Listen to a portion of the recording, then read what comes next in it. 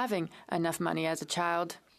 He doesn't know what it's like to collect money to try and put it in his piggy bank and save up. The Prime Minister will be spending $40 billion in additional spending with the support of the NDP and now the Bloc. The former Governor General of the Bank of Canada, David Dutch, said that this will be the worst budget since 1982. Canada will be spending $54.1 billion in debt servicing costs. And this is more than what the government sends to the provinces for healthcare. It's a scandal.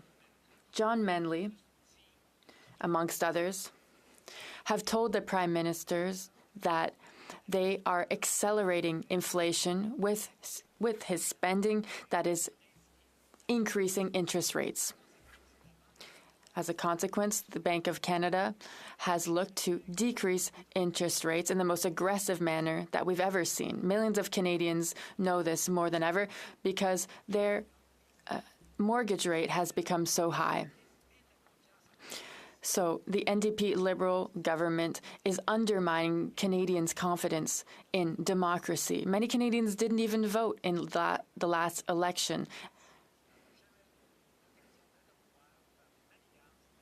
It's the first time that we have seen such scheming with a government. Even watching their spending, having an increased salary, Canadians are still struggling because the price of housing, of mortgages, of food, and basic necessities is so high. Before the Liberal government, one only needed 39% of their average income to pay for these goods. But now this is up to 62%.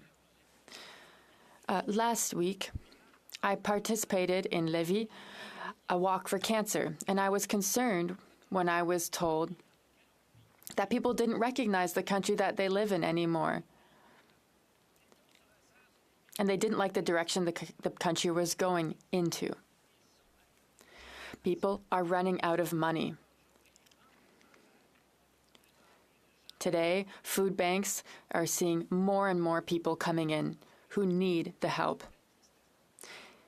When will this end? It is so sad. Canada is the G7 country with the fewest housing units per capita. There is a steep increase in our population as well, so we need more housing to be able to meet our needs. Canada will need 3.5 million additional homes. And we got to 3.8 million in 2024, so not enough. We also have worker shortages. But despite the need for more workers, we're already struggling to house the people who already live in Canada. When we know that since the Liberals came into power, mortgages and the price of houses have doubled, Madam Speaker, stress and anxiety have become an integral part of Canadians' lives. Canadians fear that opportunities are getting worse and worse for their grandchildren in Canada. It seems that this is a nightmare that we cannot wake up from. In 9 years, the Liberals have put us in a situation that it seems one may not be able to crawl out of. We can see it in the House and in committees. Countries that have legalized marijuana have seen an increase in crime rates, and we see it here in Canada too. Crime continues to increase in this country, and there has also been an increase in mental health problems. There is also an increase in addiction and toxic drug-related death. What a shame to see the way the government's dealing with this. In large cities, we can see that there are many zombies walking through the streets. And now we have schools and daycares next to individuals who are shooting up.